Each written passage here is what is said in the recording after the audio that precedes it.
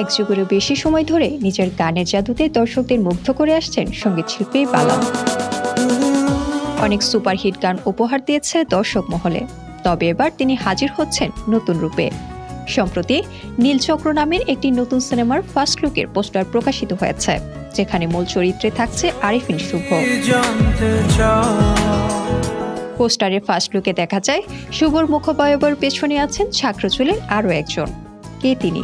এমন প্রশ্ন ছিল অনেকেরই।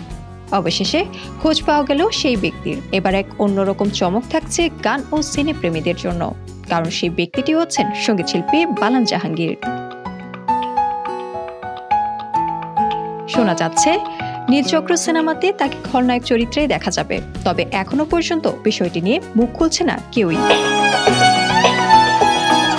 সঙ্গীত শিল্পী বালাম হাজির হচ্ছে খলনায়ক বালাম হয়ে, এমনই ইঙ্গিত পাওয়া যাচ্ছে। দীর্ঘদিন বিরতির পর এ যেন এক দুর্দান্ত প্রত্যাবর্তন। তবে কি এবার বালামকে দিয়েই গুছতে যাচ্ছে ঢাকাই সিনেমার খলনায়কের অভাব? দর্শক মহলে চলছে এমনই গুঞ্জন। খাদিজাতুল বিথি, সময় টেক রিপোর্ট।